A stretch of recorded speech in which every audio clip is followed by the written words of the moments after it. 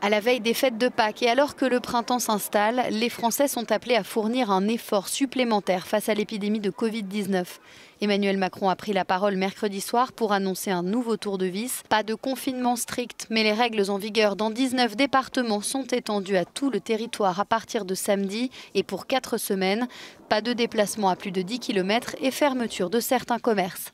Vient ensuite ce que le ministre de l'Éducation nationale Jean-Michel Blanquer définit comme une petite parenthèse d'avril et qui est pourtant la mesure la plus forte. La fermeture des crèches et écoles primaires pour 3 semaines et des collèges et lycées pour 4 semaines dès ce vendredi soir, avec une unification des vacances scolaires de printemps sur tout le territoire. Emmanuel Macron annonce aussi l'accélération de la campagne de vaccination et notamment son élargissement à tous les moins de 50 ans à partir de la mi-juin. Des efforts qui pourraient être récompensés par la réouverture de certains lieux de culture et les terrasses à la mi-mai si tout va bien. La Suède s'adapte elle aussi et décide finalement de repousser les assouplissements des mesures restrictives au mois de mai au plus tôt. Le Premier ministre met en garde sur l'offensive de la troisième vague.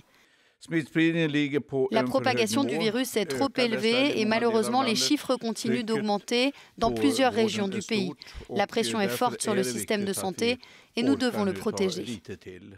En Belgique, la Ligue des droits humains et son homologue flamand ont déposé un recours devant le tribunal pour contester la légalité des mesures anti-Covid décidées par l'État belge. Ce dernier a été condamné à lever toutes les restrictions d'ici 30 jours. Même dans une situation où il est nécessaire de prendre des mesures, ça c'est pas contesté, ces mesures doivent être prises en respectant le cadre de l'état de droit, surtout s'agissant de limiter les libertés fondamentales de tous les citoyens. La Belgique a fait appel de cette décision, ce qui signifie que rien ne change pour le moment. Terminons par la Bulgarie. Alors que la troisième vague prend de l'ampleur, le gouvernement décide d'alléger les restrictions, estimant que la population a besoin d'un bol d'air. Une mesure prise à quelques jours des élections législatives du 4 avril.